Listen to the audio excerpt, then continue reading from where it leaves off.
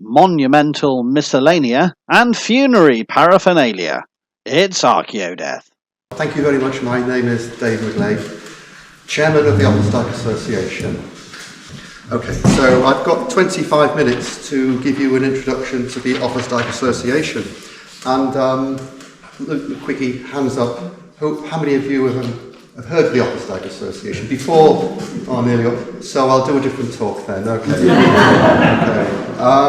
So I want to talk to you a little bit about in the short time available, the origins of the Offa Dyke Association, of the ODA.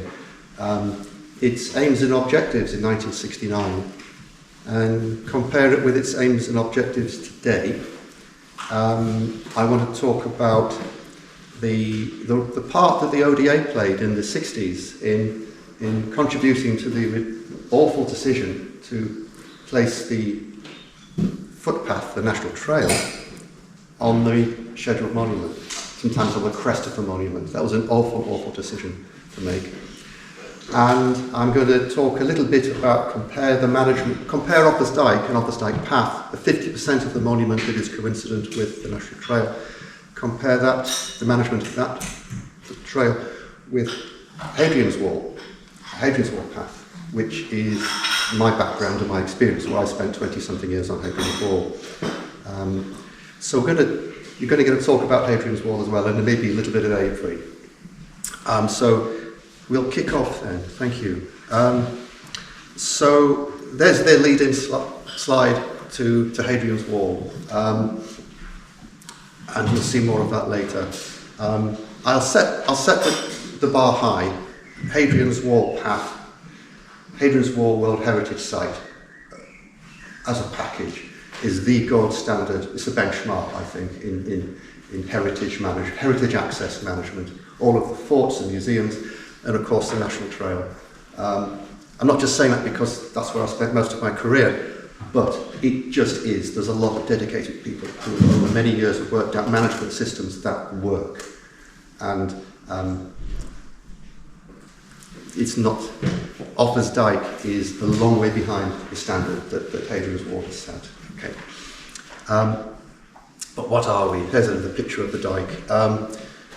We are now, in 1969, we became a charity.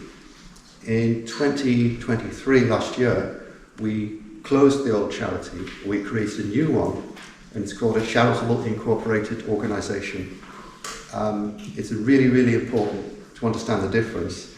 A CIO is the equivalent of a limited company. It means that the ODA can do a lot more besides run a membership database. We can actually enter into partnerships and contracts. We can even own property. We can actually, if we wanted to sometime in the future, we could even own a piece of Offa Dyke. So that sets a new ambition, I suppose, but it's there and it's available if the ODA decides to go down that line. And in our charitable object, I'll just read this out so I don't make a mistake. Promote and facilitate the public benefit in the border county region of England and Wales by securing, number one, the conservation, preservation, promotion, and understanding of Offa Dyke and similar or linked sites and structures of archaeological or historical interest. And that is a lovely sort of all-embracing phrase, isn't it? The ODA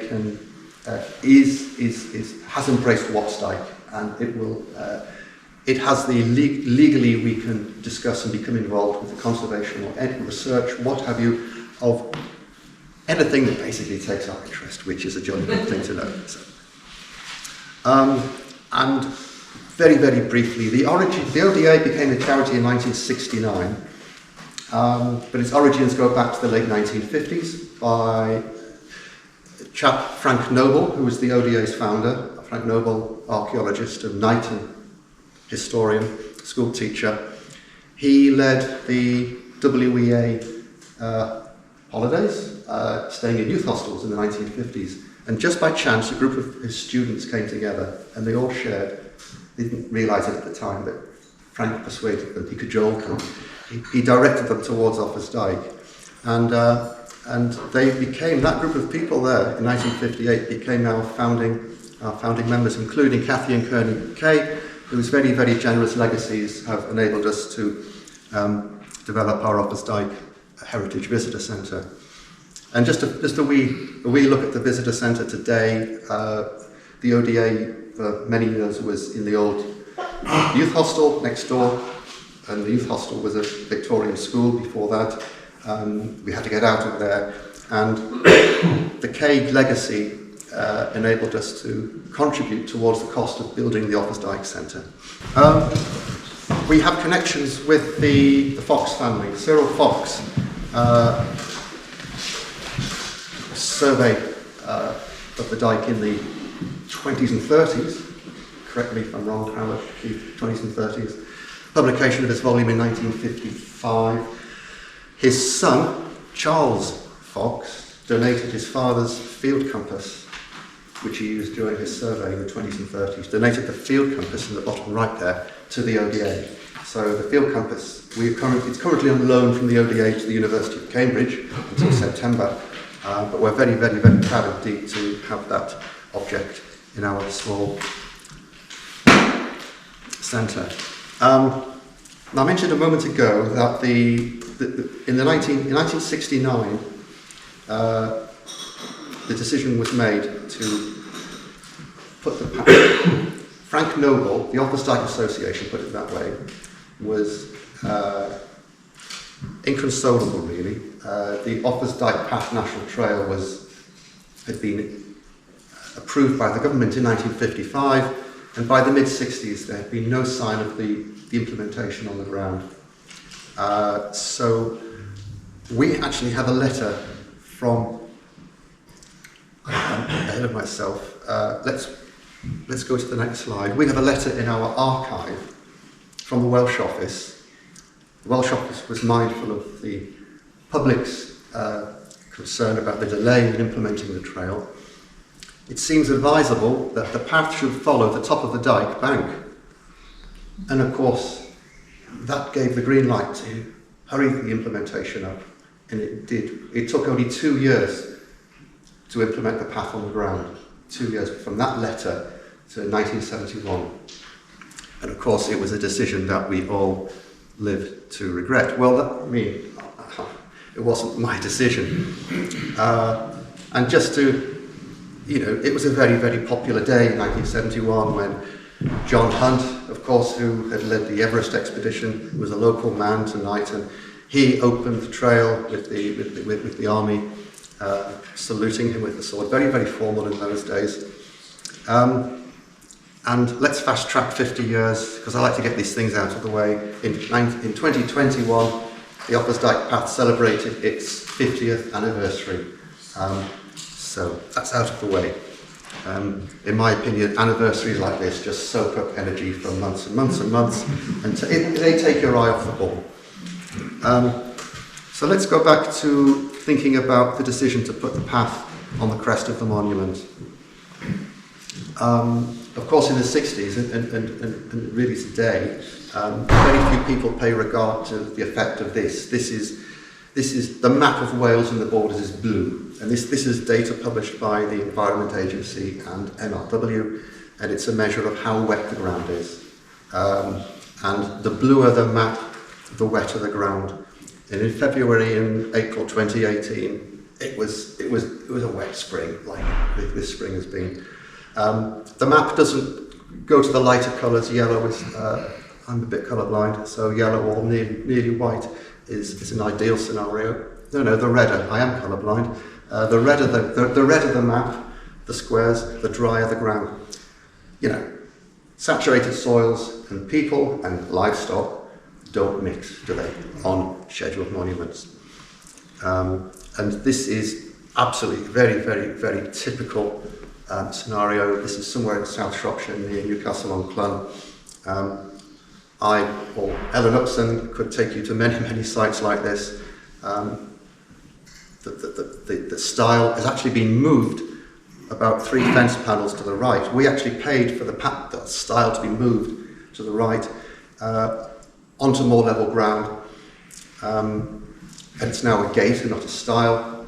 So in perpetuity, there's less risk of damage to the monument now that that decision's been made. But that's just one of hundreds and hundreds and hundreds of little pinch points that need to be resolved. So water and people and scheduled monument earthworks are not good bedfellows. They don't mix. Now, let's have a look at Hadrian's Wall. In 1969, the Welsh office said, put the path on the crest of the Dyke. In 1993, Mr. Michael Heseltine signed off this document, which gave the Countryside Commission of the day permission to create Hadrian's Wall path. And it was a dream ticket. When I was successful in securing the post, I had this marvellous ticket. Look, it said, the most appropriate footpath surface is a green sward path. You're not going to build an engineered path. We don't want to see mud. Okay? All sections of the route will be managed and maintained to the highest standards. And it goes on and it explains, how we might have done that. And this one I found on page 48. Challenge and endurance walks associated with Hadrian's Wall path are inappropriate and will be strongly discouraged and resisted. The lessons from the 60s and 70s on Offa's Dyke and, to an extent, Pennine Way and one or two other environmentally sensitive areas had been learned. And so Hadrian's Wall, I had this instruction, which made it very, very easy for me. It was my very easy job description. All I had to say to people was, but I'm only doing what I've been told to do. So we devised some marvellous management systems, just reflecting on the 1969 decision. So what happened when the path was put on the crest of the Dyke in 1971? Anybody who's walked, most of you walked sections of Offa's Dyke path, you'll be familiar with this sort of thing. I get a mailbag from people from all over the world saying, gee, why are you allowing people to trash the monument, And I have to explain that this was a regrettable decision from 50 years ago, but that there is a project, that we've started a project. It'll take a generation or more to put it right, but the project is now underway. But we're familiar with this kind of thing, and that it's really, really, not good. It's not good. And all of these steps, which are dug into the monument, all of these gates and stiles and signposts. This is down in the Wye Valley, near the Devil's Pulpit. About 4 years ago, that's the monument there, you can see, and there's the timber structure bridging it now. About 4 years ago, the ODA took money from reserves and helped Gloucester County Council pay for this. We made a contribution, a modest one, but we made a contribution, matching funding, which enabled them to go and secure more funding. And this structure was now, people had taken off the Dyke, and I took this shot here, at the bottom left. You can't see, but when I took this shot, the structure had been opened in just days, and it was just the crest of the monument, covered in trees, of course, was just a class. It was just a class. It was just, there's no light getting in, and people were mincing it up. I could say worse, but it was just, just a total mess. Okay. Now, there is a lot more besides that's wrong with Offa's Dyke. Don't forget, the trail is only coincident with 50% of it. The other 50% was surveyed. I'll mention that in just a moment. But the other problems are related to agriculture, I suppose. I'm not going to dwell much. Helen Upton is going to give you her presentation this afternoon. This is a very, very, very sort of soft lead into Helen's talk. And that's all I'm going to show you. Just a couple of examples of the sort of things that can go wrong in the countryside. Farm access, causeways across the monument, inappropriate siting of water troughs, and so on and so forth.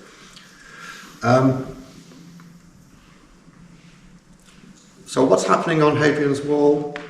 And to an extent, to a greater extent as well.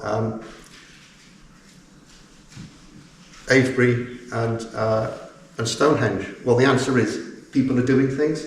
There is an active programme of proactive management every single day. There are staff who are paid to go out and make decisions. Easier, possibly, to manage a contained site. I accept that. It's a contained site. Stonehenge has paying visitors who bring in money into the business, into the site, to pay for it. Very, very different scenario on Offa's Dyke, where the government makes a grant each year towards the county councils, 75% of the cost of managing the National Trail. But to what standard? And there are in England and Wales different quality standards. The quality standards for the management of Offa's Dyke Path, Hadrian's Wall Path, in fact, all of the England's national trails are to a higher standard than the quality standards for the management of trails in Wales. Yet Offa's Dyke Path, it crosses the border all the time. 40% of the trails in England, 60% is on the Welsh side. So it's an even more complicated scenario when you're thinking about how this thing might be managed. So I just wanted to introduce that little wee thought there, because that slide's out of order, so I had to say something. But a couple more shots of, typically much of the monument is considered to be, a lot of it's considered to be agriculturally not useful. And when it's fenced off, this happens. And of course you get lots of these sheep scrapes. Now, this is the soft lead into Helen. I won't say anything more, Helen, I don't want to step on your toes. In 2018, CADU and Historic England invited the ODA to a discussion. They were very concerned, as we were concerned, about the welter of erosion and management issues, problems associated with the monument, not just the trail, but agriculture, forestry, and so on and so forth. And we contributed to that discussion, and we were minor partners, funding partners. We contributed towards the cost of a field survey of the full length of Offa's Dyke in 2018. The first time the monument has been surveyed by the same surveyor in one season, which is quite a remarkable thing. And the headline stat, which I must hurry up, the headline statistic, Andre Berry, who was our surveyor, some of you will know Andre number crunched, and he revealed that only 8.7% of Offa's Dyke is considered to be in favourable condition.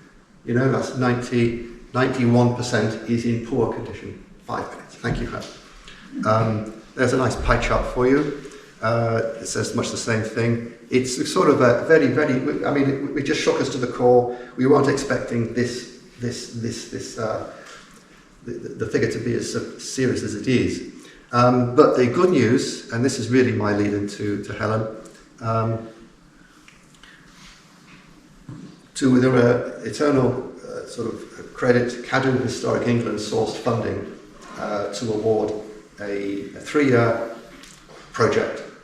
Helen Upson was appointed as our conservation project officer, and Helen is well into her 3rd year now already.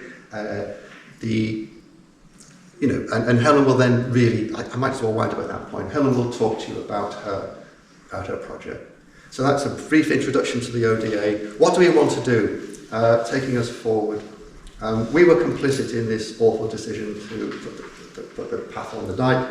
We're going to do our best to help facilitate and encourage all the powers that be to divert it off the monument, and to introduce, just as important, is long-term proactive management systems, a regime that will raise the bar such that if it might one day look a little bit more like Hadrian's Wall, I will be absolutely over the moon. So we're going to encourage the organisations and everybody involved to aim for that goal. We are a membership-based organisation. we want to engage with the communities along the monument. This is why I was very, very pleased to agree to join Howard and Keith in organising this conference here in the north. We want to be not Nikon-centric. We want to organise events and be involved with the communities in the north and the south, the full length of the monument. We want to recruit new members. We want members to become involved. We are going to organise a volunteer wardening scheme to monitor the condition of the monument, not the path, but the monument. Fixed point photography. We'll start simple, fixed point photography. And we'll start that at some point shortly. And there we have it. So really, I might as well wrap up at that point, Howard. I think that's about ready. Thank you.